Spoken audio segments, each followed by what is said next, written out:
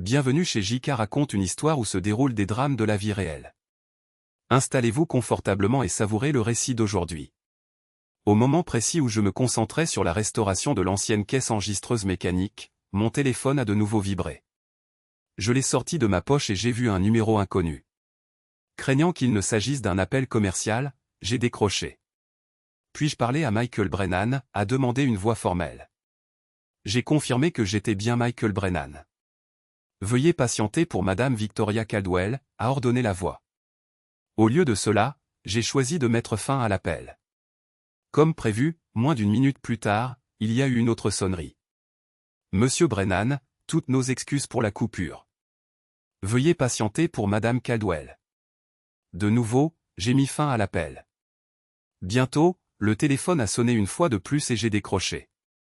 Un ton de frustration était évident chez la plante alors qu'elle essayait d'expliquer la situation.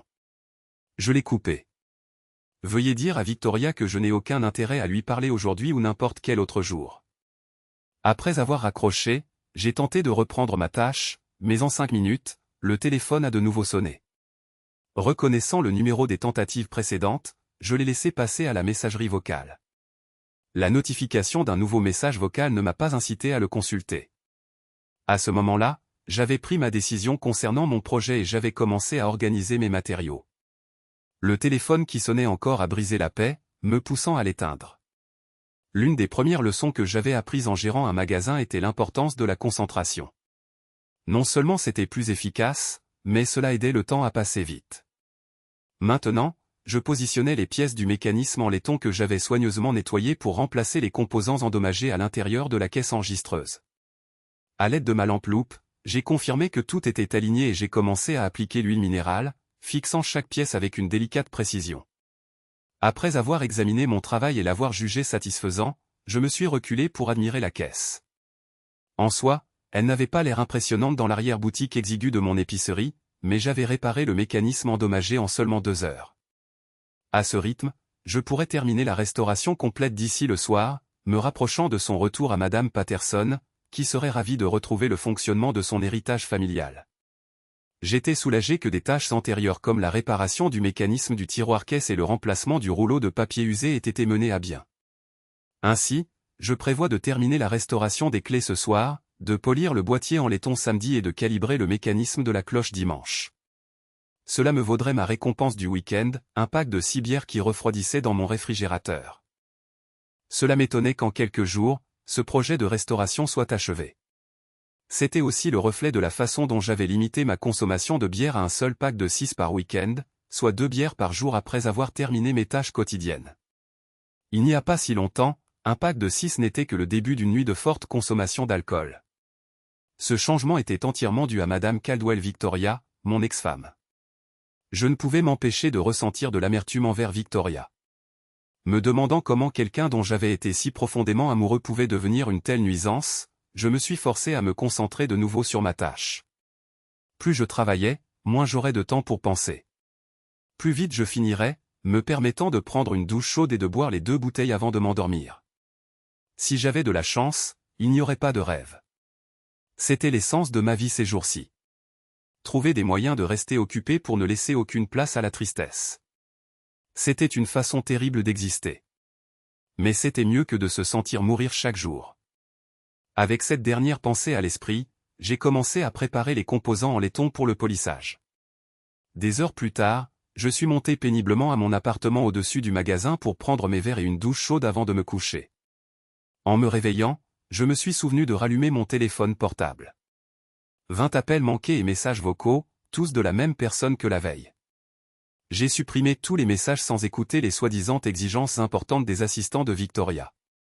En m'habillant, j'ai été réconforté par l'idée que je ne serais pas dérangé pendant le week-end. J'ai allumé mon ordinateur et géré quelques affaires urgentes. J'ai envoyé plusieurs emails concernant des commandes spéciales et des livraisons de fournitures, puis je suis descendu. Une brève visite à la paix. Hit Kitchenette à l'arrière du magasin m'a permis d'obtenir mon bol de céréales, et j'ai pris mon petit déjeuner en soupirant. Je suis retourné à la réserve, j'ai mis mes gants de travail et j'ai commencé à polir le boîtier en laiton et les éléments décoratifs de la caisse enregistreuse. J'avais une radio portable réglée sur une station de rock classique, ce qui m'aidait à passer le temps, mélangeant la musique au son de mon travail et à l'occasion d'un juron.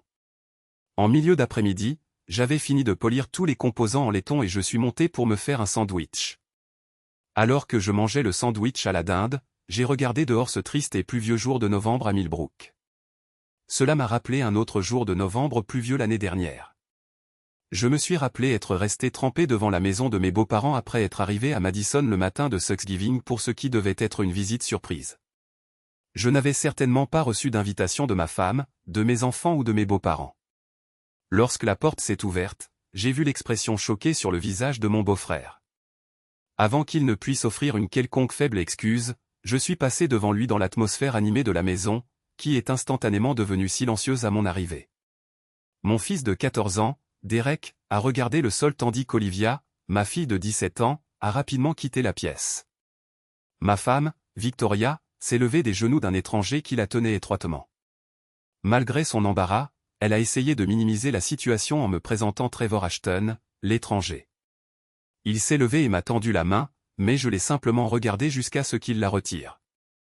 Pendant ce temps, ma chère belle-mère s'est précipitée dans la pièce pour s'assurer que rien de dramatique ne se produise. Du moins, je pensais que je mouillais son tapis alors que la pluie continuait de goutter de mon manteau. « Pourquoi, Michael ? Nous ne t'attendions pas. Quand es-tu arrivé ? » J'ai entendu la femme que je considérais au mieux comme difficile dire. Je l'ai ignorée alors que j'essayais de croiser le regard de ma femme, mais elle semblait trouver quelque chose d'extrêmement intéressant sur le mur de sa mère et refusait de me regarder. Je suis retourné à l'entrée et je suis sorti, puis j'ai sorti mon téléphone portable pour appeler la compagnie de taxi, espérant pouvoir ailer le même taxi qui venait de me déposer avant qu'il ne soit trop loin. Personne de la maison n'est sorti pour me convaincre de rester. J'ai poussé un soupir alors que ce souvenir angoissant s'achevait. Je suis retourné à la réserve pour finir d'assembler la caisse enregistreuse. La tâche a progressé rapidement. J'ai soigneusement installé le mécanisme restauré, remis en place les clés polies et sécurisé le tiroir caisse. Le « digne » franc en testant la cloche était profondément satisfaisant. Un son d'ordre et de précision qui avait été absent de ma vie depuis trop longtemps. J'étais satisfait d'avoir préparé si méticuleusement, ne me retrouvant qu'avec quelques petites pièces et un peu de vernis en excès. Je les ai transportées dans le placard de rangement et les ai classées pour une utilisation ultérieure. Après avoir reconnecté le rouleau de papier et réglé les compteurs, j'ai vérifié que chaque mécanisme fonctionnait correctement. Cela ne semblait peut-être pas être un exploit majeur, mais restaurer une caisse enregistreuse mécanique centenaire n'était pas une mince affaire. Une douche m'appelait. L'eau chaude apaisait mes muscles endoloris alors que je me délectais de la vapeur. C'était en net contraste avec le froid glacial que j'avais ressenti en revenant à l'aéroport régional de Dne County le Thanksgiving précédent. J'étais à la fois physiquement et mentalement figé alors que j'organisais un vol pour rentrer chez moi. Indépendamment des dépenses, je savais que mon mariage était terminé. Je ne savais juste pas quand une fin formelle arriverait. Je me suis séché et j'ai choisi d'aller me coucher, impatient d'entamer une autre journée longue mais enrichissante. Je me suis endormi presque instantanément. Le dimanche. Ce matin, je me suis réveillé au son d'un orage qui grondait dehors. J'ai enfilé mon jean, mes bottes de travail et un t-shirt, puis je suis descendu, espérant que nous ne perdrions pas l'électricité pendant la journée. J'ai syntonisé la radio sur une chaîne sportive pour écouter le match pendant que je commençais les derniers réglages de calibration de la caisse enregistreuse. J'avais envisagé d'installer une caisse enregistreuse électronique moderne, mais j'avais opté pour la restauration de l'original en raison de sa valeur historique. Les pièces étaient prêtes sur mon établi. J'ai attendu que mon café soit infusé avant de commencer la tâche délicate d'ajuster le mécanisme de la cloche pour une synchronisation parfaite. Aussi efficacement que possible, j'ai dressé la liste des fournitures dont j'aurais besoin pour les commandes de la semaine prochaine, y compris quelques demandes spéciales de Monsieur Denham pour les besoins de pâtisserie de sa femme. Les articles plus petits comme le papier à reçu, les étiquettes de prix et les produits de nettoyage étaient déjà bien stockés. Je suis allé à l'avant du magasin pour préparer une nouvelle cafetière. J'ai examiné la zone d'affichage récemment réorganisée que j'avais terminée un mois auparavant. Un éclairage LED lumineux illuminait tout l'espace et les étagères soigneusement agencées scintillaient de leurs produits. Je me suis positionné derrière le comptoir, à côté de la balance vintage que j'avais également restaurée. Les nouvelles étagères modulaires que j'avais installées apportaient une atmosphère plus organisée au magasin, me permettant de regrouper les articles par catégorie et par produits locaux. Tout ce qu'il me restait à faire était de retirer une unité de rangement non fonctionnelle, ce qui agrandirait considérablement la zone d'affichage globale, ajoutant même plus de réfrigérateurs et un coin de produits locaux. L'espace semblait encore trop grand pour la fréquentation en baisse, mais j'ai finalement installé un petit coin café avec du café gratuit pour les clients, ce qui a apporté la touche finale parfaite pour créer une atmosphère plus accueillante. L'idée du café m'a rappelé comment j'avais rencontré Victoria, et mes pensées ont divagué dans le passé. C'était lors d'une rencontre d'intégration pour les nouveaux étudiants dans un café local près de notre collège communautaire. Je ne voulais pas vraiment y assister, mais mon colocataire m'a convaincu. J'étais là, sirotant mon café, quand j'ai remarqué une grande femme aux cheveux foncés à proximité. Elle avait une silhouette athlétique, de longues jambes musclées et une silhouette incroyable, et elle était importunée par un homme ivre. Je ne pouvais pas distinguer ce qu'il disait, mais quoi que ce fût, cela lui a valu une gifle au visage. Avant qu'il ne puisse riposter, je me suis interposé entre eux pour l'empêcher de l'attaquer. Cela n'a pas arrêté sa colère alors qu'il essayait de l'atteindre, mais je suis resté entre tandis qu'il me poussait dans toutes les directions possibles. Finalement, le personnel de sécurité est arrivé et a emmené l'homme. Je me suis retourné et me suis retrouvé à contempler les plus beaux yeux verts que j'ai jamais vus. Elle s'est présentée comme Victoria et je lui ai dit que mon nom était Michael. Nous avons discuté un moment. Puis elle a dû partir et j'ai pensé que c'était la dernière fois que je la verrais. Un mois plus tard, alors que je traversais le campus, j'ai entendu quelqu'un m'appeler. Cette femme affolée, vêtue d'une tenue usée avec des lettres grecques incrustées sur le devant, a couru vers moi et a demandé « Salut, tu as un stylo ?» Mon expression choquée l'a poussée à expliquer qu'elle en avait besoin pour une tâche d'initiation de sororité. Je n'ai pu que hocher la tête et rougir en sortant le stylo que je portais, le lui tendant, et elle est partie en courant avec enthousiasme vers sa sororité. En la regardant courir, j'ai vu cette silhouette magnifique disparaître. Un autre mois s'est écoulé et alors que le campus se préparait pour le bal de retrouvailles, je rentrais à mon dortoir quand quelqu'un a commencé à marcher à mes côtés. « Salut, prêt à me sauver pour la 3e fois ?» a-t-elle demandé. J'étais perplexe et j'ai demandé « Comment puis-je te sauver cette fois-ci ?» Elle a expliqué qu'elle devait éviter d'aller au bal de retrouvailles avec un cavalier indésirable d'une fraternité en ayant un rendez-vous avec quelqu'un d'autre. Malgré ma réponse sarcastique, qui laissait transparaître mon ego froissé, elle n'a pas compris et m'a dit où la retrouver. Confus, je suis parti, j'ai raconté l'événement à mon colocataire, qui m'a encouragé à accepter le rendez-vous, suggérant de manière espiègle que j'aurais peut-être de la chance. Malgré son optimisme, la chance n'était pas de mon côté. Au lieu de cela, Victoria et moi avons passé la journée à faire connaissance, ignorant notre équipe de football incompétente et discutant pendant tout le match.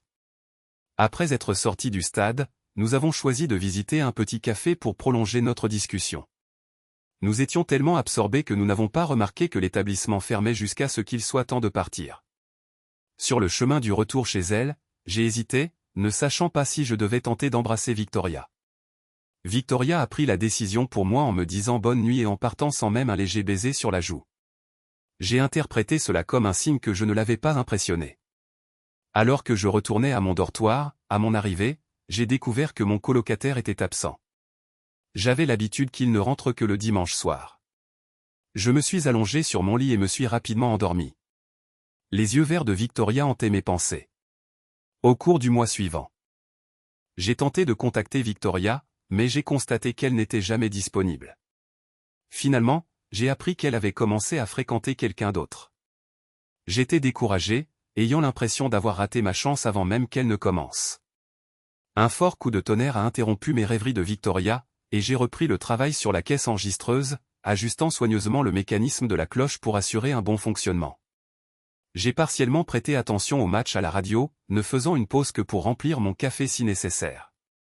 Après avoir terminé les ajustements, j'ai admiré l'allure de la caisse restaurée, impatient de la livrer à Madame Patterson demain. Tout ce qui restait était de l'emballer pour le transport et de préparer la facture. Aujourd'hui, je prévois de fêter ça. La semaine de travail était sur le point de commencer, et je consacrerai mes journées à gérer le magasin. Les soirs, je pourrai m'occuper de petites tâches ménagères dans l'appartement, réservant mes week-ends pour des projets de restauration plus importants.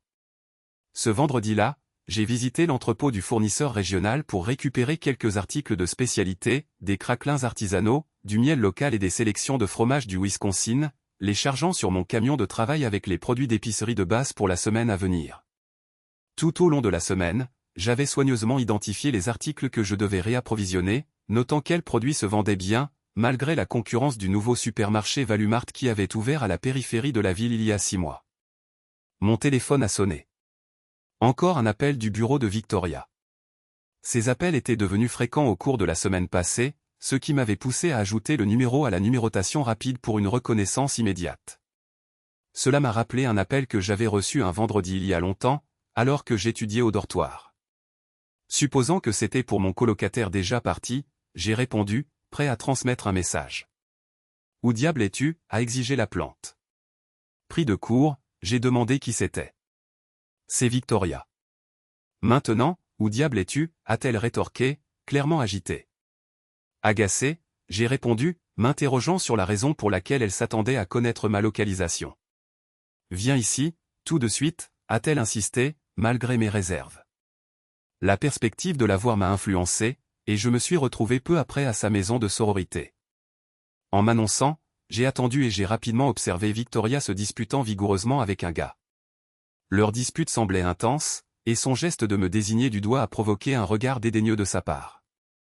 Elle s'est précipitée dehors, annonçant que nous devions partir et m'a entraîné loin. Après un moment, je me suis arrêté, demandant une explication. Elle m'a informé avec colère que le même gars de la fraternité la dérangeait encore, me laissant perplexe quant à la façon dont cela me concernait. J'ai demandé si elle s'attendait à ce que je me batte avec lui. Elle a rétorqué, « Pourquoi n'as-tu pas appelé ton petit ami ?» J'ai fait demi-tour et je suis parti. Je me suis retrouvé au café où nous avions célébré notre rendez-vous du bal de retrouvailles. Elle est entrée et s'est installée à côté de moi, entamant la conversation, et avant que je ne m'en rende compte, je n'étais plus contrarié. Puis elle a exprimé son désir de sortir avec moi, mais avec une petite condition. « Écoute, tu me plais, mais je ne suis pas. » Elle n'était pas prête à s'engager exclusivement envers une seule personne. Par conséquent, je souhaite sortir avec toi et d'autres personnes. Si nous sommes vraiment faits l'un pour l'autre, nous le sentirons tous les deux. Peux-tu accepter cela? L'idée de la partager m'était désagréable. Puis elle s'est penchée pour m'embrasser et j'ai compris que j'étais irrémédiablement captivé. Parfois, je réussissais à obtenir un rendez-vous avec elle, tandis que d'autres fois, je boudais dans ma chambre, angoissé à l'idée qu'elle soit avec d'autres. Après 4 mois, nous nous sommes davantage rapprochés, approfondissant mon affection. Malgré mes efforts pour la persuader, elle continuait à fréquenter d'autres personnes. Cette situation déconcertante a duré encore 2 ans jusqu'à ce qu'un jour, elle vienne me voir avec une nouvelle. Je suis enceinte. Le temps s'est arrêté. Elle m'a assuré que c'était le mien, anticipant ma prochaine réaction. Intérieurement, j'étais en panique. Avec encore 1 an avant mon diplôme en administration des affaires et une carrière prometteuse, demander Victoria en mariage semblait prématuré.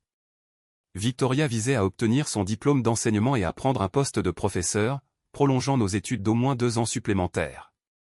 Soudain, nos plans devaient être révisés. Nous avons délibéré et décidé d'un mariage discret. Je travaillerai pour l'AS. Outenir pendant sa certification d'enseignante, et une fois employée, elle me soutiendrait pour que je finisse mon diplôme. Nous imaginions un avenir heureux. Puis le tumulte a éclaté. Sa mère m'a reproché d'avoir bouleversé la vie de sa fille, me harcelant sans relâche par la suite. Mon grand-père, qui m'avait appris le métier d'épicier, exigeait seulement que j'apprenne à gérer le magasin familial dont j'allais hériter. Victoria était initialement furieuse, mais a cédé après la pression de sa mère pour assurer son avenir. Nous avons procédé à notre modeste mariage nécessaire et avons commencé à vivre ensemble. Cette dernière année scolaire fut difficile avec la grossesse de Victoria et ma multitude de petits boulots pour nous faire vivre. Du réapprovisionnement des étagères au magasin de mon grand-père au travail de livraison et aux petites réparations, aucun travail n'était indigne de moi s'il contribuait financièrement. Malgré les difficultés, nous avons obtenu notre diplôme. Victoria a mis au monde notre fille Olivia et a été embauchée à l'école primaire locale. Sa mère a décoré sa maison de photos de remise de diplômes et de bébés, m'excluant. J'ai obtenu un poste à l'épicerie de mon grand-père, effectuant diverses tâches. Mais ma persévérance a porté ses fruits, me valant le poste d'assistant gérant. À mesure que mes compétences et mes revenus augmentaient, nos dépenses augmentaient aussi, avec Victoria trouvant de nouvelles façons d'épuiser chaque sou gagné. Au cours de sa 3e année d'enseignement, elle a annoncé une autre grossesse. 8 mois plus tard, notre fils Derek est arrivé. Maintenant, j'étais chargé de prendre soin d'un nouveau-né, d'un enfant de 3 ans et d'une femme concentrée sur l'avancement de sa carrière. Malgré les frustrations de Victoria ou de sa mère, je gardais mon calme, comprenant l'importance de soutenir les aspirations de Victoria. Tandis qu'elle passait du temps avec ses collègues à plusieurs reprises, je les accompagnais brièvement lorsqu'ils décidaient de se détendre dans un bar local. Je partais toujours tôt pour m'occuper de nos enfants et pour laisser à Victoria du temps personnel. Mes priorités n'étaient pas bien accueillies par certains des membres masculins du personnel les plus compétitifs qui prenaient plaisir à se moquer de moi en présence de Victoria. J'étais tenté de les affronter, mais je comprenais l'effet négatif que cela pourrait avoir sur Victoria. Ainsi, j'ai réprimé ma frustration et j'ai agi comme si j'ignorais être la cible de leur moquerie. Finalement, le jour est venu où mon grand-père est décédé et j'ai hérité de l'épicerie. Assister à la passation de propriété avec mes enfants dans les bras m'a rempli de fierté. Victoria rayonnait de bonheur en me présentant à de nombreux enseignants et administrateurs avant de partir rejoindre une fête de célébration à l'ouverture d'un nouveau restaurant en ville. Elle n'est pas rentrée à la maison avant 10 heures le lendemain matin, expliquant qu'elle était restée chez une amie après s'être sentie dépassée. J'ai fait valoir qu'elle aurait dû me contacter pour que je la raccompagne, ce qui a provoqué une dispute assez forte pour bouleverser nos enfants, m'obligeant à passer des heures à les calmer. J'ai choisi d'ignorer l'incident, considérant que la situation était déjà réglée et voulant éviter de stresser davantage nos enfants. Si je pensais que gérer le magasin était exigeant, alors la préparation de l'évaluation annuelle du district scolaire était vraiment éreintante. Victoria et ses collègues se sont entièrement consacrés à leur préparation jour et nuit pendant des semaines en prévision de l'évaluation qui pourrait déterminer les promotions. Je la soutenais de toutes les manières possibles, des massages des pieds aux courses de glace tard le soir. Victoria a excellé, obtenant la reconnaissance du surintendant. Elle a rapidement obtenu un poste administratif bien rémunéré au bureau du district à Madison, ce qui a entraîné notre déménagement dans une maison plus grande. J'avais prévu de rénover les appartements au-dessus de l'épicerie, mais j'ai été persuadé de reporter cette ambition. Victoria a soutenu que maximiser notre confort était crucial car elle visait un poste de directrice dans l'une des écoles. Elle m'a assuré qu'une fois cela accompli, nous serions en sécurité financièrement. Elle m'a convaincu de l'importance d'établir une maison impressionnante pour commencer à construire notre position sociale. J'ai vite découvert l'approche unilatérale de Victoria concernant nos finances. Ce qui était à elle restait à elle, et ce qui était à moi était sujet à discussion. J'étais chargé de couvrir toutes nos dépenses, des paiements de l'hypothèque et de la voiture aux factures ménagères, aux prêts étudiants et plus encore. En revanche, les revenus de Victoria restaient un mystère, car chaque tentative de discuter de ses contributions menait à des disputes animées. Nous avons passé plusieurs années dans cette situation avant que Volumar n'annonce son intention d'ouvrir un supermarché à Millbrook.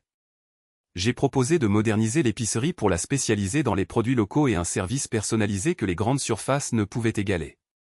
Victoria a rejeté l'idée, comparant le vieux magasin à quelque chose sorti d'un musée d'histoire. Malgré mon assurance que cela pouvait être modernisé dans notre budget, je crois que sa résistance était en partie due à un ressentiment persistant concernant l'insistance de mon grand-père pour que je reprenne l'entreprise familiale. Au lieu de cela, Victoria a choisi de s'associer avec les membres du conseil scolaire et les responsables municipaux qui ont accueilli favorablement le projet. Je l'ai suppliée d'y réfléchir, mais elle était déterminée et contre mes désirs. J'ai fini par réduire les stocks et le personnel pour concurrencer sur le prix, une bataille que je ne pouvais pas gagner contre un géant de l'entreprise. Une fois de plus, j'avais du mal à joindre les deux bouts, réussissant à peine à payer nos factures chaque mois. La tension mettait à mal notre relation alors qu'elle commençait à me rabaisser devant nos enfants. Le point de rupture est survenu lorsque la maison a commencé à se détériorer et que des réparations sont devenues nécessaires. Je ne pouvais pas me permettre les vastes rénovations que Victoria exigeait, mais j'étais réticent à lui demander de l'aide financière. Je me sentais piégé. Ma dernière évaluation commerciale indiquait que j'avais perdu 30% de mes clients, suggérant que j'étais pris dans une spirale descendante sans perspective de croissance. Je me suis assis avec Victoria pour discuter de notre situation financière désastreuse, lui montrant les rapports de vente malgré ma honte. Encore une fois, elle a rejeté mes préoccupations avec mépris, affirmant que sa mère avait toujours eu raison à mon sujet. Me sentant vaincu, je suis resté assis pendant qu'elle s'éloignait.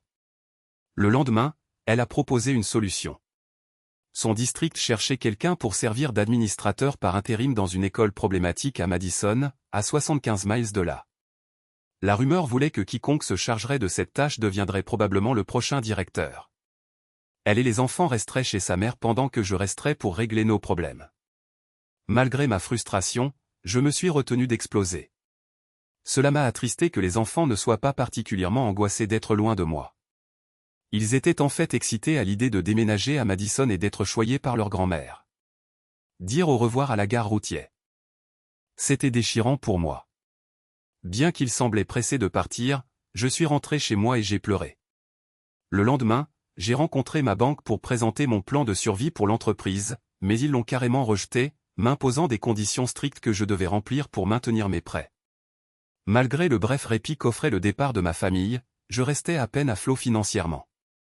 J'ai commencé par les tâches faciles qui nécessitaient peu de dépenses et les ai abordées en premier avant de passer aux plus compliquées. Il me semblait que pour chaque tâche accomplie, de nouveaux problèmes surgissaient, et mon ressentiment envers ce gouffre financier que j'habitais grandissait. Mes tentatives pour joindre ma famille se soldaient par de brèves conversations avant qu'ils ne raccrochent précipitamment. J'ai commencé à boire excessivement, ce qui fut remarqué par mes quelques clients réguliers restants, mais à ce moment-là, je m'en moquais. Le temps a passé jusqu'à l'approche des vacances d'hiver.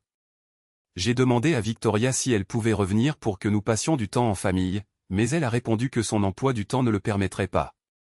J'ai alors suggéré de leur rendre visite, mais elle a insisté pour que je me concentre sur la remise en état de l'entreprise plutôt que de dépenser pour voyager. De plus, Victoria a laissé entendre que sa famille serait absente pour Thanksgiving, donc ma visite n'aurait pas de sens. Cependant, Olivia a mentionné avec enthousiasme la réunion de famille chez sa grand-mère, et Doreric a partagé son impatience d'assister à un match de football au stade local avec son oncle pour Thanksgiving.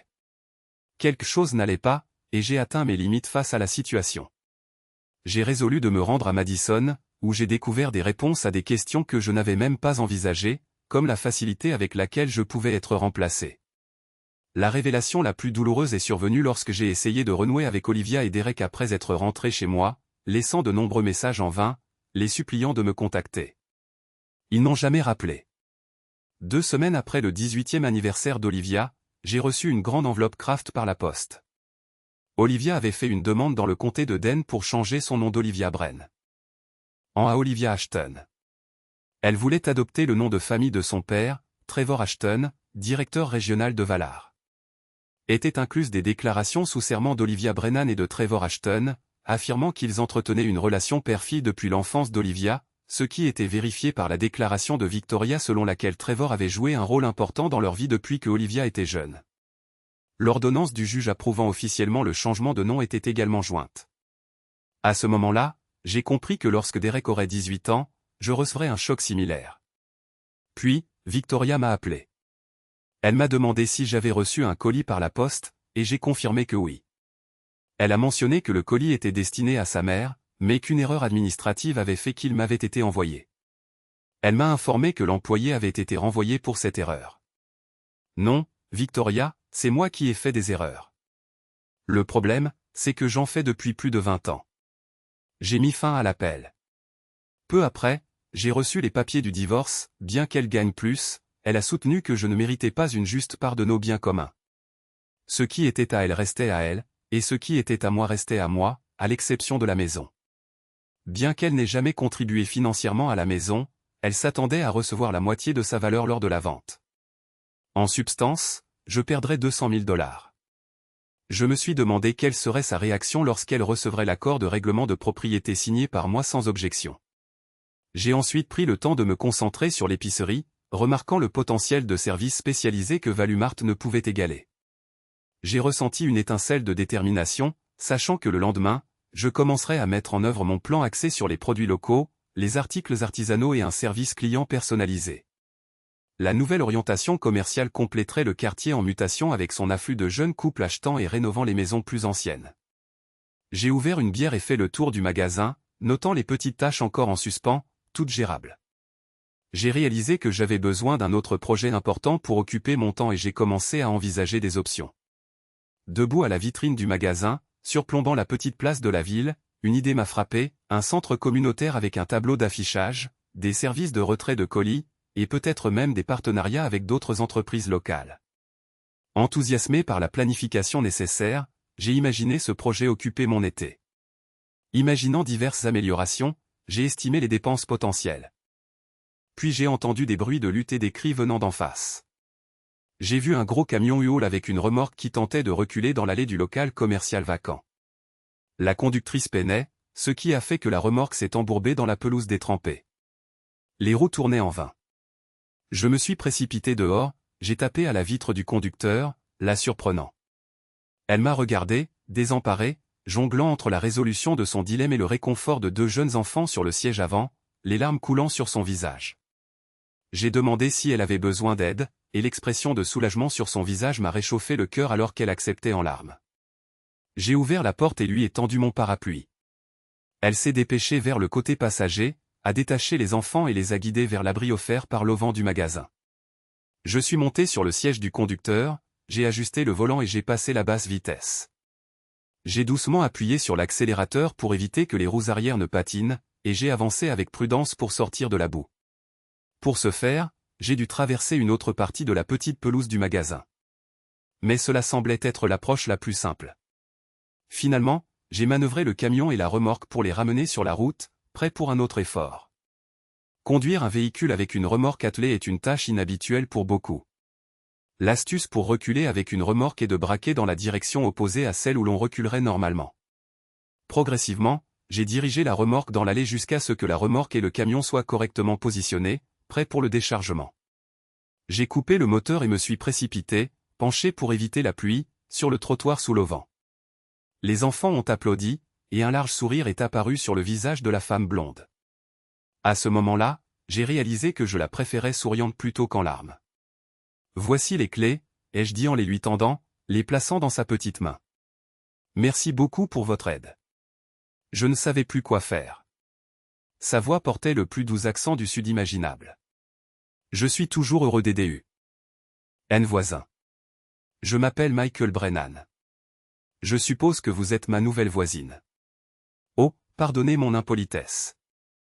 Je suis Anna Foster, et ces 2 chenapans sont Sophie et Lucas. Son introduction a provoqué une vague d'objections de la part des enfants, qui se sont alors accrochés à leur mère, la suppliant d'arrêter. J'ai ri de leur pitrerie, soulagé que l'épreuve soit terminée et que tout le monde puisse se détendre. J'espère que vous avez prévu de l'aide pour le déchargement, car le camion et la remorque semblent très chargés, ai-je fait remarquer. Son visage s'est assombri d'une pointe de tristesse. J'ai eu de l'aide pour le chargement, mais nous ne sommes que tous les 3 pour le déchargement. Laissez-moi vous aider et si nécessaire, je peux appeler des amis pour donner un coup de main. Son expression de profonde gratitude fut ma récompense alors qu'elle me remerciait sincèrement. J'ai proposé de m'attaquer seul à autant de déchargements que possible et que nous planifierions ensuite en conséquence. Le trio a disparu dans leur local commercial. Des cris immédiats de consternation ont retenti de l'intérieur. Je suis entré dans la pièce faiblement éclairée et j'ai trouvé Anna angoissée, m'informant que l'électricité était censée être active. Je l'ai assuré que je m'en occuperais et je suis sorti pour contacter un ami de la compagnie d'électricité. Après avoir expliqué la situation et l'adresse, il s'est souvenu avoir été affecté à l'installation du compteur, mais n'ayant trouvé personne, il était parti, conformément à la politique de l'entreprise. Il devait revenir le lundi après-midi suivant. Ils sont là maintenant, et c'est une dame avec 2 jeunes enfants. Tu me dois une faveur, alors s'il te plaît, viens installer le compteur, puis tu t'occuperas des formalités. Il a accepté d'arriver dans l'heure. Après avoir raccroché, j'ai rassuré Anna que l'électricité serait rétablie sous peu. Elle a exprimé sa gratitude et les enfants ont de nouveau éclaté en cris de joie. Puis j'ai déverrouillé la remorque et j'ai commencé à déplacer des cartons dans la zone à peine éclairée de la pièce avant, aidé par la lumière pluvieuse du jour. Anna a transporté les cartons plus petits et plus légers à l'intérieur, tandis que les 2 enfants observaient depuis sous l'auvent, se disputant en jouant pour savoir qui choisirait sa chambre en premier. Anna m'a lancé un regard entendu en me surprenant à observer les enfants. Je lui ai rappelé de me laisser les cartons plus lourds, lui prenant un carton encombrant pour l'ajouter à la pile à l'intérieur. Au moment où nous finissions de décharger le camion, mon ami Marcus est arrivé avec son véhicule utilitaire. En quelques minutes, le magasin a été éclairé, ce qui a dynamisé les enfants qui se sont précipités dans chaque pièce, explorant. Marcus est retourné à son véhicule pour chercher les documents à signer pour Anna. Alors, Michael, tu as tout déchargé, demanda Marcus. Nous travaillons toujours sur la remorque. J'ai répondu sans prononcer un mot de plus. Marcus s'est dirigé vers la remorque, a soulevé un carton et a commencé à le transporter à l'intérieur. Cela m'a inspiré à passer plusieurs appels téléphoniques, et j'ai suggéré à Anna et Marcus de faire une pause. Nous nous sommes assis pour faire connaissance et Anna a partagé qu'elle était fleuriste avant d'ouvrir sa propre petite boutique de fleurs en Géorgie. Avant que je puisse lui demander comment elle avait réussi à acheter une vitrine dans cette région, un groupe d'amis est arrivé avec leurs conjoints et leurs enfants, apportant pizza, bière pour les adultes et soda pour les enfants. Plus important encore, ils sont venus avec la volonté d'aider. Une frénésie d'activité a suivi alors que la remorque était vidée. Les conjoints de mes amis ont visité le magasin. Un groupe d'enfants courait partout en jouant et des discussions interminables sur les stratégies d'aménagement du magasin ont eu lieu. Des cartons ont été ouverts et leur contenu a été distribué dans les zones appropriées. Les tables de présentation ont été déchargées et assemblées aux bons endroits. Puis le comptoir avant a été orné d'une petite glacière pour les fleurs fraîches, marquant l'achèvement du déchargement du camion. Après cela, c'était simplement un moment pour se détendre et profiter de la compagnie des amis. J'ai été étonné de voir à quelle vitesse Anna s'est mise à organiser un rassemblement spontané de personnes qu'elle venait de rencontrer. J'ai alors réalisé que son comportement amical lui permettait rapidement de se faire de nouveaux amis, des coordonnées étant échangées et des déjeuners étant organisés entre les femmes. Marcus s'est penché, m'a donné un coup de coude avec sa bouteille de bière et a chuchoté, « Ce que ces dames ont en commun, c'est toi. Prépare-toi à ce que tes oreilles chauffent. » J'ai ri doucement et lui ai ensuite partagé mon idée d'un pôle de partenariat communautaire. Pendant que nous faisions un brainstorming, d'autres se sont joints à nous avec leurs idées. J'étais là à converser avec les hommes et Anna à discuter avec les femmes. De temps en temps, nos regards se croisaient et nous sourions. Progressivement, la fête s'est terminée et tous les invités sont partis. Anna m'a laissé porter les enfants endormis à l'étage jusqu'à leur lit et elle les a bordés, donnant à ses anges endormis un baiser de bonne nuit. En silence, nous sommes descendus puis sommes allés nous asseoir dehors sur les marches du perron. Je lui ai offert une bière, mais elle a refusé, alors j'ai ouvert la bouteille froide pour moi-même et j'ai bu une longue gorgée. Nous sommes restés assis là en silence, simplement à nous détendre. Michael, tu es mon héros. Merci beaucoup pour tout ce que tu as fait pour nous, dit Anna. Je suis juste un bon voisin. Il n'y a pas besoin de me remercier, ai-je répondu. C'est absurde, a-t-elle insisté. Sans toi, je serais encore coincé dans ma cour avant avec 2 enfants contrariés dans un magasin sans électricité. Je te dois beaucoup. J'ai ri et j'ai répondu, attends de mieux me connaître. Et j'ai pris une autre gorgée de ma boisson. Puis, parlant du camion, j'ai demandé, qu'est-ce que tu comptes en faire? Un air de détresse a traversé le visage d'Anna tandis qu'elle racontait le cauchemar de traverser le pays en camion. Comment elle avait enduré les conducteurs impatients qui klaxonnaient chaque fois qu'elle devait s'arrêter pour faire le plein, manger ou faire une pause toilette. Son manque d'expérience de conduite d'un camion avait entraîné plusieurs embouteillages dans les stations-service, les restaurants rapides et les motels où elle avait souvent dû faire face à l'embarras et à des commentaires grossiers jusqu'à ce qu'elle parvienne à résoudre la situation. Et maintenant je dois rendre le camion de l'autre côté du pays. Elle a déploré, expliquant que l'entreprise de location exigeait qu'il soit retourné à son emplacement d'origine. J'ai posé ma main sur son épaule, la réconfortant. Anna, je m'occuperai de ramener le camion pour toi. Elle m'a regardé, stupéfaite. Michael, je ne peux pas te laisser faire ça. Anna, tu ne peux pas faire subir un autre voyage comme ça à tes enfants. Je m'en occupe. Ne t'inquiète pas pour le camion. Ce n'est pas comme si j'avais l'intention de disparaître avec, et tu sais où me trouver, ai-je raisonné. Elle a persisté à débattre pendant quelques minutes de plus jusqu'à ce que mon raisonnement l'emporte, et elle m'a remis tous les documents de location. Lorsqu'elle s'est informée du début de mon voyage, je l'ai informée que ce serait vers 9 heures, elle a suggéré que, puisque je partais si tôt, il était peut-être temps de mettre fin à la soirée. Alors que nous nous levions, elle m'a spontanément embrassé et m'a fait un baiser sur la joue, me souhaitant bonne nuit avant que j'aie eu le temps de répondre. Elle était déjà à l'intérieur. J'ai ressenti une chaleur agréable en retournant à mon magasin. Le lendemain matin, j'ai frappé à la porte d'Anna, et alors qu'elle m'accueillait, j'ai été salué par 2 tourbillons jumeaux s'enroulant affectueusement autour de mes jambes, m'appelant Monsieur Michael. J'ai ri doucement, les soulevant dans mes bras et suis entré. Anna, avec une pointe d'anxiété, m'a tendu les clés ainsi qu'une enveloppe remplie de billets de $20, expliquant que c'était pour le carburant et un billet de bus pour mon retour. Michael, S'il te plaît, sois prudent, a-t-elle insisté alors que je démarrais le camion. Où le rends-tu, a-t-elle demandé. J'ai souri. Plutôt que tu ne pourrais l'imaginer, et je me suis dirigé vers l'autoroute. Juste avant d'atteindre la rampe, j'ai fait un détour vers le centre hall local. En entrant, j'ai rencontré la personne que je cherchais à voir. Salut, Michael, quoi de neuf? A salué le gérant du magasin alors que nous nous serrions la main. Salut, Dylan. Je suis ici pour rendre un véhicule au nom d'un ami, ai-je répondu, en lui tendant les documents. Dylan les a examinés, remarquant, Michael, cela indique que c'était censé être une location aller-retour. Le véhicule et la remorque doivent retourner à Savannah. Eh bien, Dylan, les circonstances ont changé, et cela doit être converti en une location aller simple. Je suis prêt à régler tous les frais supplémentaires pour la modification, ai-je expliqué. Pendant qu'il prenait des arrangements avec le lieu de location initial, j'ai remarqué que la discussion de Dylan devenait plus animée, il a finalement exclamé sa détermination à accepter la remorque et le camion, puis a raccroché brusquement. S'approchant de moi, il a murmuré, « N'en parle pas, Michael. » J'ai simplement souri, présenté les clés, et pendant qu'il examinait le camion, j'ai offert une carte de crédit pour couvrir la conversion d'un aller-retour en une location aller simple. Il a émis un reçu, et malgré son avertissement précédent, j'ai exprimé ma gratitude. Par la suite, je suis sorti et j'ai hélé un taxi. 30 minutes plus tard, je suis descendu du taxi devant mon magasin. Par hasard, Sophie et Lucas jouaient dehors en m'apercevant. Leurs cris joyeux de Monsieur Michael ont rempli l'air. Anna est sortie pour voir, ses yeux s'écarquillant d'étonnement à ma présence. « S'il te plaît, ne dis pas que tu as eu un accident, a-t-elle supplié, ce à quoi je l'ai rassuré en riant que j'avais simplement rendu le camion et la remorque au centre hall voisin.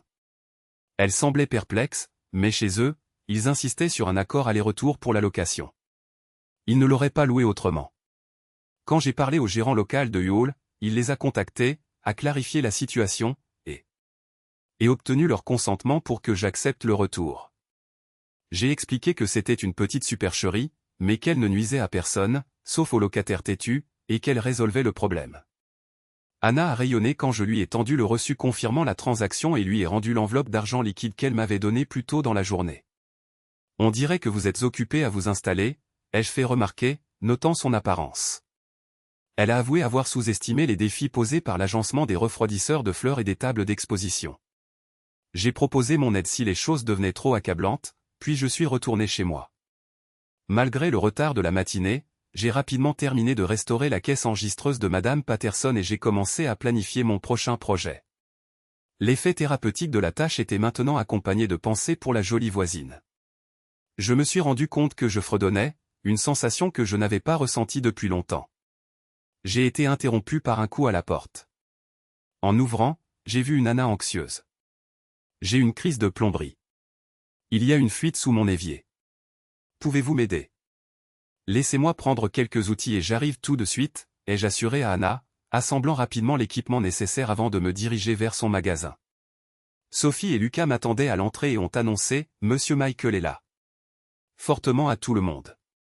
Ils m'ont guidé vers la petite zone de préparation à l'arrière du magasin où j'ai trouvé Anna s'efforçant d'éponger l'eau avec des serviettes, qu'elle essorait au-dessus d'un seau. Posant mes outils, je me suis accroupi et j'ai coupé l'eau à l'aide de la vanne. J'ai ensuite inspecté l'évier, ce qui a malheureusement fait couler davantage d'eau des tuyaux. J'ai assuré à Anna que je prendrais le relais. Elle a reculé, tentant d'ajuster discrètement son tablier de travail, espérant que je ne le remarquerais pas. J'ai fait comme si je ne l'avais pas vue alors qu'elle passait devant moi pour se tenir à l'entrée. Avec mon expérience, j'ai rapidement détaché le siphon de l'évier et trouvé la source de la fuite, une rondelle corrodée. J'ai sorti une nouvelle rondelle de mon propre stock de pièces de rechange. Tout au long, j'ai expliqué chaque étape à Anna. J'ai appliqué du ruban de téflon autour des filetages, remonté le siphon et les soigneusement serré à la tension parfaite, ni trop lâche pour fuir, ni trop serré pour fissurer les vieux tuyaux. J'ai demandé en plaisantant à Anna d'ouvrir le robinet, expliquant que son geste permettrait de tester si j'avais correctement réparé pendant que je surveillais les fuites. Une pensée amusante m'a traversé l'esprit alors que j'étais allongé sous l'évier à observer les joints. Après m'être assuré qu'il n'y avait pas de fuite, je lui ai demandé de couper l'eau afin que je puisse faire un dernier ajustement. Une fois sécurisé, j'ai rouvert l'eau et testé le débit et le drainage, qui fonctionnait parfaitement sans aucune fuite. Anna a acclamé en triomphe. Les dernières étapes consistaient simplement à nettoyer. Anna a tenté de me serrer dans ses bras, mais j'ai fait remarquer mes vêtements mouillés. Elle a proposé de les laver, mais je lui ai rappelé que cela me laisserait sans rien apporter, la faisant rougir. Elle a suggéré de m'offrir un repas, mais sans voiture, elle n'avait pas pu faire les courses. Ils avaient dû compter sur des plats à emporter pendant qu'elle se concentrait sur l'installation de l'équipement de la boutique de fleurs. J'ai proposé de rentrer chez moi, de me préparer et de les emmener dîner. Elle craignait que ce ne soit trop d'ennui, mais j'ai insisté que c'était bien et j'ai promis de les chercher à 18h. À 18h, je suis arrivé chez eux, et ils se sont approchés de ma voiture. Anna a été surprise de voir que j'avais acheté 2 sièges rehausseurs pour Sophie et Lucas. Après avoir installé les enfants, nous nous sommes dirigés vers une charmante trattoria italienne. La soirée s'est passée à faire connaissance avec mes nouveaux voisins. Sophie et Lucas partageant leurs histoires avec enthousiasme. Anna souriait simplement tandis que ses enfants se faisaient aimer de moi. De temps en temps, ils partageaient quelque chose de privé, faisant rougir Anna et changeant rapidement de sujet. Après le dîner, je les ai emmenés manger une glace dans un endroit avec une aire de jeu pour enfants. Nous les avons observés se mêler aux autres enfants qui jouaient. La pure affection sur le visage d'Anna, tandis qu'elle regardait ses enfants, était un spectacle qui a inspiré les artistes depuis des lustres. Elle m'a surpris en train de la regarder et a détourné son attention vers moi. « Alors, vous aimez les enfants, Michael Brennan ?» a-t-elle demandé avec un petit sourire. « Oui », ai-je répondu honnêtement. Cela me rappelle quand les miens avaient cet âge. Un silence gênant s'est installé entre nous, et elle a timidement demandé des nouvelles de mes enfants. Je me suis retrouvé à parler d'Olivia et d'Eric, partageant des photos de mon portefeuille d'eux quand ils étaient plus jeunes, évitant soigneusement toute amertume en expliquant qu'ils vivaient avec leur mère à Madison. La conversation a dérivé sur divers sujets, y compris la raison pour laquelle Anna n'avait pas de voiture. Elle a précisé que son ancienne berline était tombée en panne juste avant le déménagement.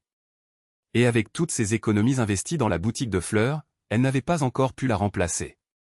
En attendant de pouvoir s'en offrir une, il prévoyait d'utiliser les services de livraison et les taxis. Pourquoi ne pas utiliser la mienne, ai-je proposé. Je l'utilise à peine, car je conduis principalement mon camion pour les livraisons du magasin et j'habite juste en face. Après quelques discussions, j'ai réussi à la persuader qu'emprunter ma voiture était la solution la plus économique pour sa situation. Lorsque nous avons commencé le chemin du retour, les enfants se sont rapidement endormis, épuisés par leurs activités. En chemin, j'ai montré à Anna les différentes fonctions et caractéristiques de la voiture tandis qu'elle absorbait l'information en silence. Je me suis garé devant son magasin et j'ai porté Sophie à l'intérieur tandis qu'Anna ouvrait la porte. Je l'ai posée sur le lit et Anna a commencé à la bordeur. Après être allée chercher Lucas, Anna était là pendant que je l'installais dans son lit. Elle s'est occupée de lui attentivement et j'ai réalisé que cet aspect de la vie de famille me manquait. Ma tristesse était évidente et Anna m'a regardé avec inquiétude. Je lui ai assuré que j'allais bien, même si elle semblait deviner le contraire. Alors que je lui tendais mes clés de voiture, elle m'a caressé tendrement la joue, s'est mise sur la pointe des pieds et m'a donné un doux baiser de bonne nuit.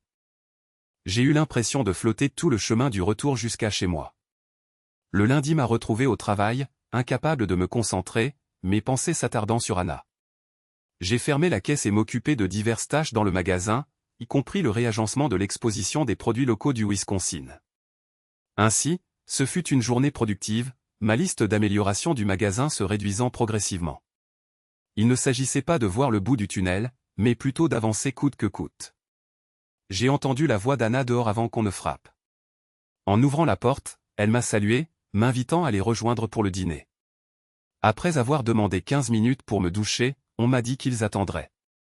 La table à manger de son petit appartement au-dessus de la boutique de fleurs affichait du poulet frit, de la purée de pommes de terre, des biscuits avec de la sauce, du maïs et des haricots verts, le tout complété par l'arôme d'une tarte aux pêches chaudes. Les enfants ont débattu pour savoir qui s'assiérait à côté de moi, ce qui a été résolu par Anna suggérant que je m'assoie en bout de table avec les enfants de chaque côté et Anna en face. Après avoir dit la grâce, nous nous sommes régalés du repas. J'ai savouré chaque bouchée, y compris une copieuse part de tarte aux pêches, jusqu'à satiété.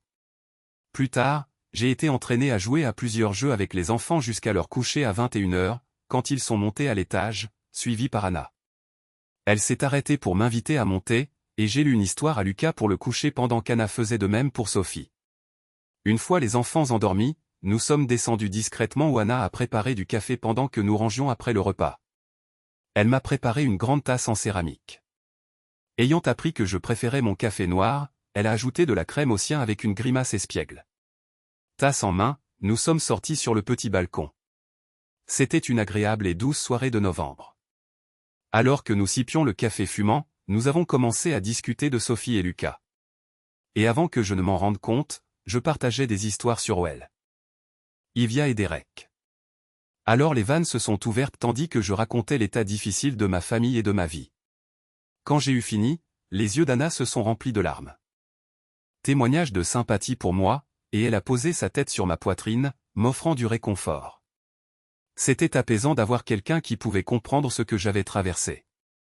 Puis, d'une voix douce et tranquille, elle a raconté ce qu'il avait mené, elle et ses enfants, à travers le pays. Elle avait eu une enfance typique dans une petite ville de Géorgie, avait été pom-pom girl et avait épousé son amour de lycée après son retour du service militaire. Ils avaient économisé suffisamment pour ouvrir un petit magasin de fleurs, et leur famille s'était agrandie avec la naissance de leurs enfants. Cependant, à un certain moment, les choses avaient mal tourné. Son mari avait développé un problème de jeu qui s'était transformé en dette et en fréquentation dangereuse. Les disputes étaient devenues difficiles. Heureusement, les enfants étaient trop jeunes pour saisir pleinement la tourmente.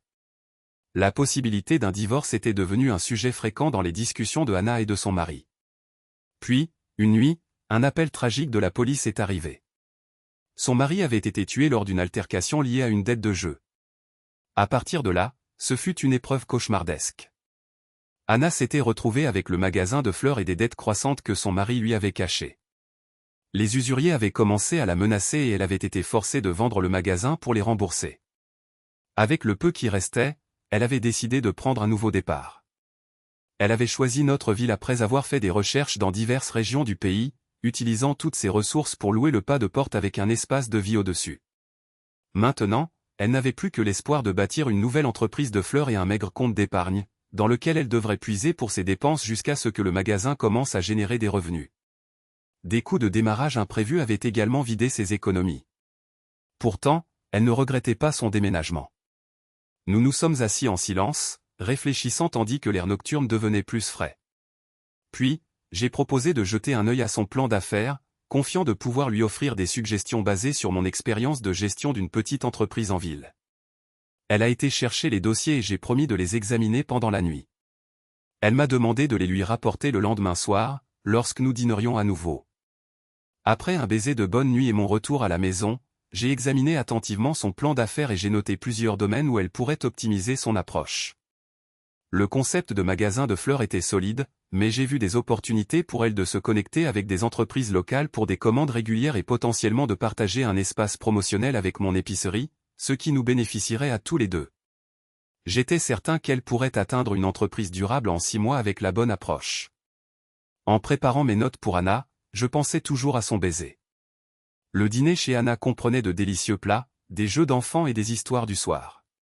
Cette fois, j'ai lu à Sophie, lui ai souhaité bonne nuit et me suis préparé pour une soirée plus fraîche à l'intérieur. Me mettant à la table pour mes analyses et projections pour Anna, j'avais tout préparé quand elle est descendue, et nous avons fait une autre cafetière. Elle m'a demandé ce que j'avais découvert. Je l'ai informée de mes observations et lui ai offert mon aide. Alors que je commençais à développer, elle s'est dirigée vers son petit salon.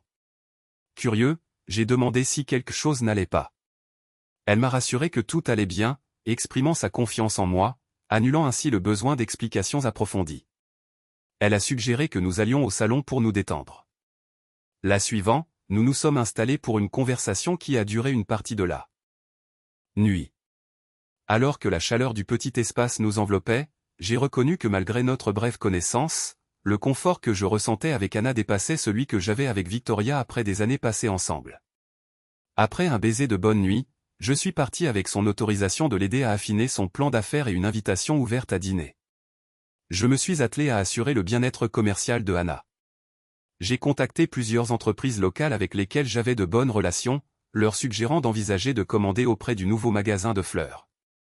Le café de l'autre côté de la place, Le centre communautaire et même le salon funéraire ont été réceptifs à l'idée de livraison régulière d'arrangements floraux frais. J'ai également esquissé des plans pour un petit coin de fleurs dans mon épique. Herrier où les clients pourraient acheter de simples bouquets en faisant leurs courses. À la fin de la journée, j'étais satisfait de mes réalisations. Le dîner d'Accent Grave Côté était une affaire joyeuse. Lorsque j'ai tenté de discuter des événements de la journée, Anna m'a interrompu, m'assurant de sa confiance et écartant le besoin de mise à jour quotidienne. Par conséquent, j'ai persisté à l'aider à établir des connexions en ville, appréciant sa compagnie chaque soir. Les week-ends sont passés de projets de restauration solitaire à l'exploration de la ville avec Anna et ses enfants. Cependant, ce n'était pas tout à fait exact car j'aidais aussi à l'aménagement du magasin de fleurs de Anna, appliquant mes compétences pour lui proposer diverses solutions parmi lesquelles choisir. Le rythme de notre relation était dicté par Anna, évoluant des baisers à des moments plus intimes une fois les enfants endormis, maintenant des limites avec lesquelles elle se sentait à l'aise. L'arrivée du frère de Anna, Connor, et de sa famille pour une visite a marqué un nouveau chapitre. Alors que nous grillions des steaks sur le petit barbecue de son balcon, j'ai cherché à faire une véritable impression. Sachant que Anna accorderait de l'importance à son opinion, j'ai ouvertement exprimé mon affection pour Anna et les enfants, reconnaissant l'importance de son point de vue. Malgré notre récente connaissance, Connor a reconnu mon soutien à Anna et aux enfants dès le début, affirmant notre compatibilité, mais me mettant en garde contre la vulnérabilité de sa sœur après tout ce qu'elle avait traversé.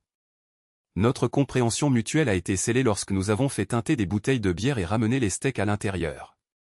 Après le dîner, Lucas et Sophie ont accompagné leurs cousins à l'hôpital pour leur montrer leurs jouets pendant que Anna et moi discutions avec Connor et son épouse. Notre discussion a évolué jusqu'à ce que Connor et Anna commencent à partager des moments gênants de leur jeunesse. Anna riait bruyamment en signe d'objection joueuse tandis que Connor continuait tout au long de la soirée. Finalement, Connor a jeté un coup d'œil à sa femme et a suggéré « Chérie, allons coucher les enfants et puis nous irons nous coucher aussi. » La route a été longue. Avec cette suggestion dans l'air, nous nous sommes tous souhaité bonne nuit. Discrètement, Anna et moi nous sommes pris par la main alors que nous traversions la rue jusqu'à mon appartement au-dessus de l'épicerie. Cette nuit-là a marqué un tournant dans notre relation. La connexion entre nous s'est approfondie d'une manière que les mots ne pouvaient pas tout à fait saisir. Et après, nous sommes restés allongés ensemble dans un silence confortable, comprenant tous les deux que quelque chose de significatif avait changé entre nous. Je ne sais pas combien de temps nous avons passé dans cette paix et ce contentement. Mais bientôt, nous avons tous les deux réalisé que nous avions faim. Alors que nous rions et nous levions, j'ai attrapé mon short et j'étais sur le point d'enfiler mon t-shirt quand Anna a mentionné qu'elle l'avait réquisitionné comme tenue. J'ai ressenti un élan d'affection pour elle alors qu'elle portait taquine ma chemise et nous sommes descendus pour fouiller le réfrigérateur. Chaque regard que je posais sur elle à la table de la cuisine intensifiait mes sentiments pour elle. Je l'ai prise dans mes bras et l'ai ramenée dans ma chambre. Alors que je la regardais, je savais que j'étais prêt à tout faire pour elle, à la protéger farouchement, en m'assurant que rien ne lui arriverait, ni à elle ni aux enfants. C'est dans ce moment de joie inattendue que j'ai reconnu la distinction entre Victoria et Anna, entre le chagrin et l'espoir. L'erreur de m'attarder sur le passé et de me plonger dans le travail était terminée. Il était temps d'embrasser la vie à nouveau. Je me suis blotti contre Anna, drapant mon bras protecteur autour d'elle toute la nuit. Nous sentions tous les deux la promesse d'un matin joyeux à venir. Après avoir partagé un baiser de bonne nuit, nous nous sommes endormis. Le temps passa vite jusqu'à ce qu'un jour la cloche au-dessus de la porte de l'épicerie tinta inopinément, révélant Victoria, son compagnon Trevor Ashton, ainsi qu'Olivia et Derek.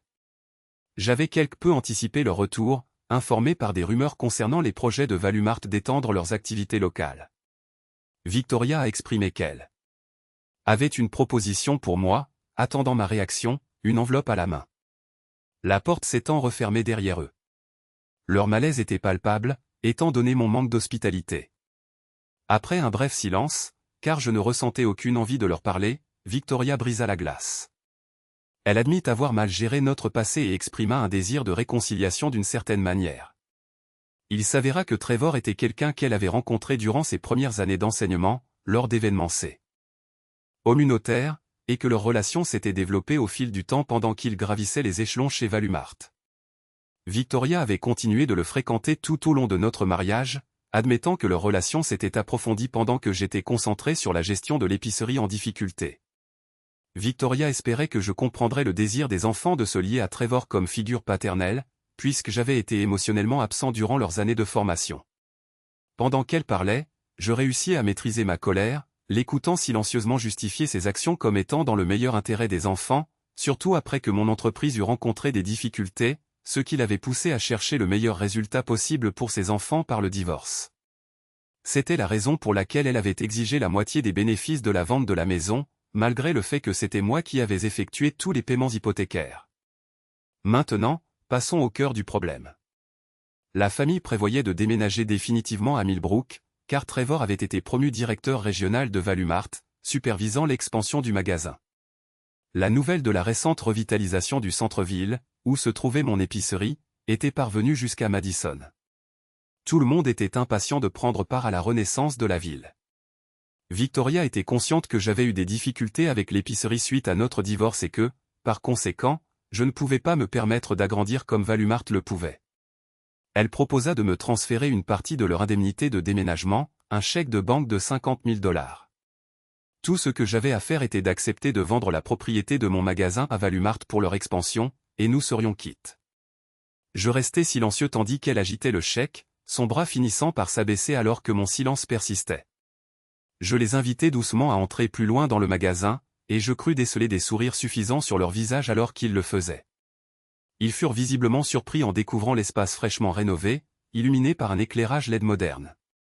Je décrivis en détail le travail que j'avais accompli pour restaurer le magasin tout en le modernisant pour les clients actuels. Les étagères en bois vintage que j'avais remises à neuf, la section des produits locaux, proposant des fromages du Wisconsin et des articles artisanaux. Le tableau d'affichage communautaire qui était devenu le centre d'information de la ville. Ensuite, je les guidai vers le nouveau comptoir de service où les clients pouvaient organiser la collecte de colis et les commandes spéciales. Les détails raffinés de la pièce étaient complétés par les balances antiques restaurées et la caisse enregistreuse polie, servant désormais de pièce décorative.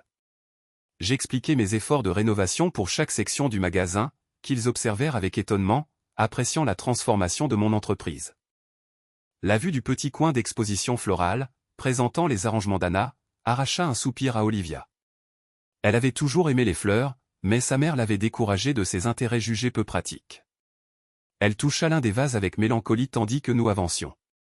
Nous montâmes ensuite à mon appartement rénové, désormais spacieux et accueillant, avec un mobilier moderne complétant le caractère historique du bâtiment. Je leur fis visiter chaque pièce, arrivant finalement à mon bureau à domicile. Je parlais du bureau en bois recyclé et de ma recherche du mobilier adéquat pour s'accorder au décor.